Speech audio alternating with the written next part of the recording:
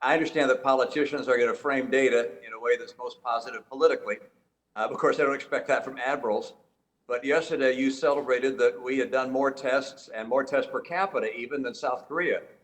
But you ignored the fact that they accomplished theirs at the beginning of the outbreak, while we treaded water during February and March.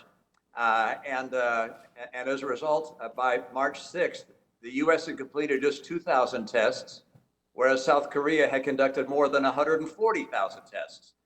So partially as a result of that, they have 256 deaths and we have almost 80,000 deaths. I find our testing record nothing to celebrate whatsoever.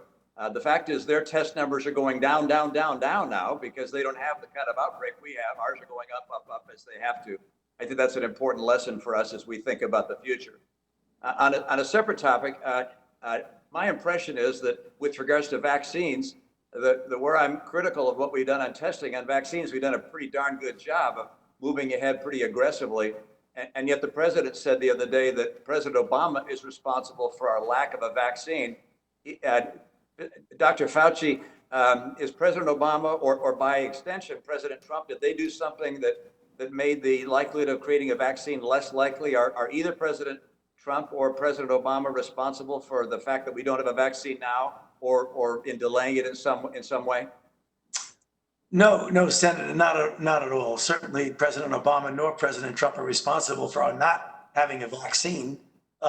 We moved, as you said, because I described it in my opening statement, rather rapidly. No one has ever gone from knowing what the virus was to a phase 1 trial as fast as we've done. So I don't think that's something that one should say anybody's responsible for doing anything wrong on that. I think that's right. That's the correct way to do it. How is it possible in this day and age that the CDC has never established such a real-time system with accurate data? And what can Congress do to rectify that so we never have to look at something like this again? The reality is there's an archaic system, a non-integrated public health system. Each public health department has their own systems.